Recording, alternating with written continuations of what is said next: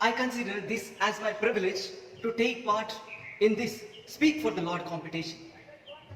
Discipleship is a gracious gift of God, and this truth is confirmed by Jesus himself in the Gospel of John chapter 15 verse 16, saying, "You did not choose me, but I chose you."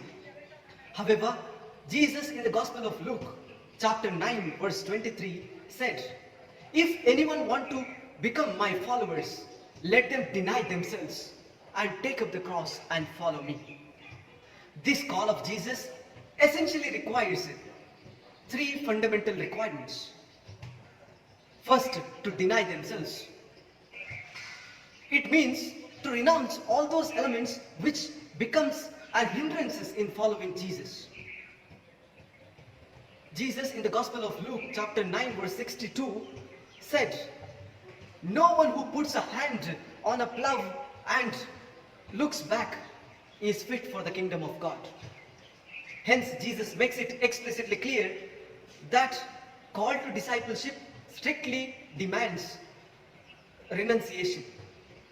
St. Paul in his letter to the Colossians chapter 3 verse 5 says, "Put to death therefore whatever is in you is earthly: fornication, impurity, passion, evil desire, and greed." And the second fundamental requirement is to take up the cross. To take up the cross, meaning thereby to remain committed to the point of giving one's hopes, desires, dreams, possessions, and even one's own life for the sake of Christ.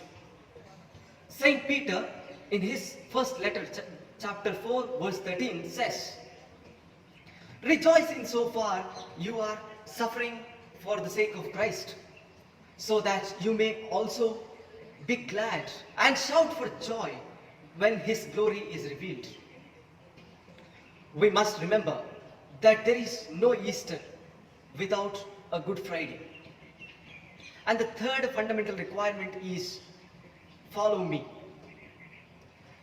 When an aspirant fulfills these two essential criteria, he is inwardly enabled to walk in the path of Jesus.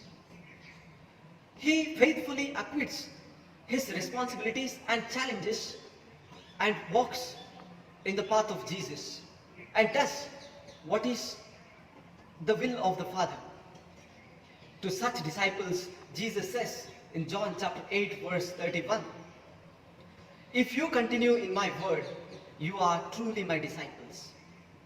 Thus, my dear friends, the discipleship of Jesus necessarily invites us to say no to these fleeting objects of the transient world and demands self-denial along with the willingness to carry